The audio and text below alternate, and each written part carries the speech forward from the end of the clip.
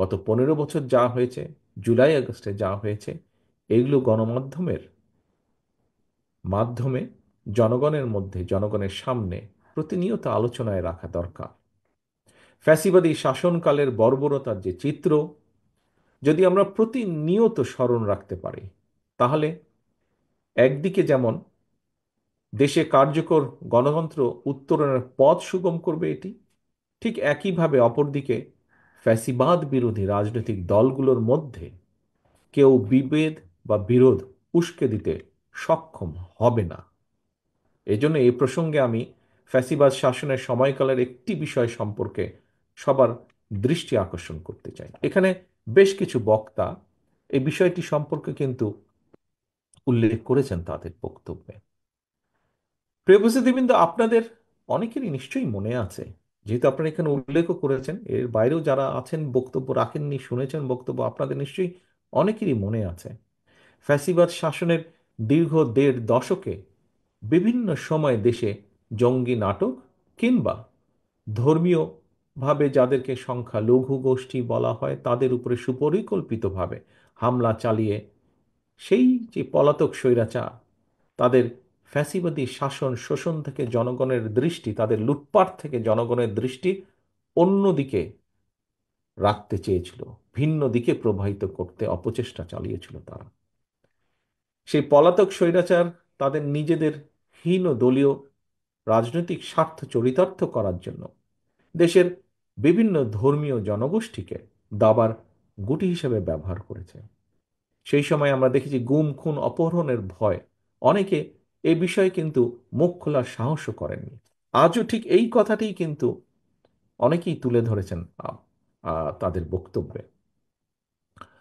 আহ, প্রিয় উপস্থিতিবৃন্দ, পলাতক স্বৈরাচার কি কারণে বিভিন্ন ধর্মীয় জনগোষ্ঠীকে ঘিরে দেশে আতঙ্কের পরিবেশ তৈরি করত, এটি বর্তমানে গণমাধ্যমের জন্য একটি অনুসন্ধানী সাংবাদিকতার গুরুত্বপূর্ণ বিষয় হতে পারে বলে আমি মনে করি। এবং এই বিষয়ে অনুসন্ধানী প্রতিবেদন আগামী দিনে রাজনীতি বিজ্ঞানের শিক্ষার্থী এবং গবেষকদের জন্য কিন্তু সহায়ক হবে বলে আমার দৃঢ় বিশ্বাস। ফ্যাসিবাদের গত 1.5 দশকে 2012 সালের সেপ্টেম্বর মাসে কক্সবাজারের রামু, ব্রাহ্মণবাড়িয়ার নাসিরনগর, রংপুর গাইবান্ধা কিংবা সুনামগঞ্জ সহ দেশের বিভিন্ন স্থানে সংখ্যালঘু ধর্মীয় যে সংখ্যালঘু যাদেরকে বলা হয় বিভিন্নভাবে, সেই ধর্মীয় জনগোষ্ঠী তাদের বাড়ি ঘর কিংবা উপাসনায় ঘিরে বেশ কিছু অপ্রীতিকর ঘটনা ঘটেছিল। এসব ঘটনার নেপথ্যে কারা ছিল, তাদের কি উদ্দেশ্য ছিল, বর্তমানে এসব নিয়ে গণমাধ্যমে যদি অনুসন্ধানী প্রতিবেদন প্রকাশিত হয়, আমি দৃঢ়ভাবে বিশ্বাস করি আগামী দিনে আর কেউ দেশের ধর্মীয় জনগোষ্ঠীকে নিয়ে দলীয় রাজনৈতিক স্বার্থে ব্যবহারের সাহস করবে না। প্রিয় উপস্থিতিবৃন্দ, আগামী দিনে বিএনপি জনগণের রায় ইনশাল্লাহ রাষ্ট্র পরিচালনার সুযোগ পেলে ফ্যাসিবাদী শাসনের 1.5 দশকে দেশের বিভিন্ন ধর্মীয় সম্প্রদায়ের সঙ্গে যে অপ্রীতিকর অনাহত ঘটনা ঘটেছে তার নেপথ্য কারণ খুঁজে বের করতে সুশীল সমাজের প্রতিনিধিদের সমন্বয়ে একটি সর্বদলীয়, সর্বধর্মীয় নাগরিক তদন্ত কমিশন গঠন করার পরিকল্পনা করেছে বা রয়েছে আমাদের, যেটি এর আগেও বিভিন্ন সময় আপনাদের সামনে আমি তুলে ধরেছি। আমরা যারা শহীদ জিয়া, দেশনেত্রী খালেদা জিয়ার নেতৃত্বে রাজনীতি করি, আদর্শে রাজনীতি করি, সেই বিএনপি বিশ্বাস করে যে রাষ্ট্র ও সমাজে, যেই রাষ্ট্র এবং সমাজে নারী, শিশু এবং বিভিন্ন ধর্মীয় জনগোষ্ঠীর মানুষ নিরাপদ নয় কিংবা নিরাপদ বোধ করে না, সেটি আর যাই হোক কোনো সভ্য রাষ্ট্র হতে পারে না।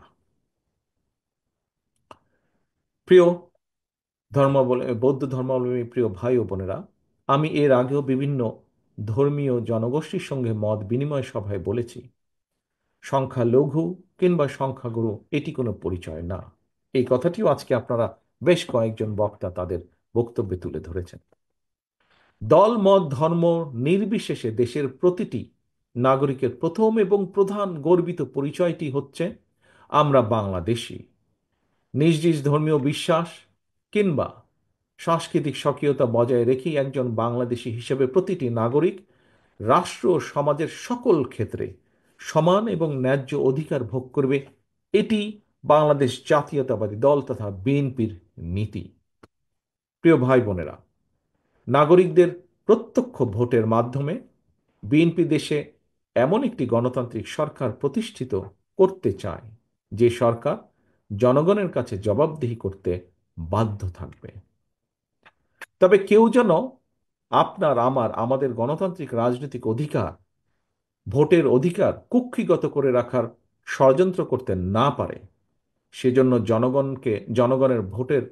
জনগণের কাছে দায়বদ্ধ একটি গণতান্ত্রিক সরকার প্রতিষ্ঠিত না হওয়া পর্যন্ত আমরা প্রত্যেকটি মানুষ, এই ঘরে যে মানুষগুলো আমরা উপস্থিত আছি, এই ঘরের বাইরে সারা বাংলাদেশের বিভিন্ন স্থানে আমরা যে যেখানেই আছি না কেন, যে যার অবস্থান থেকে সতর্ক এবং সজাগ থাকতে হবে।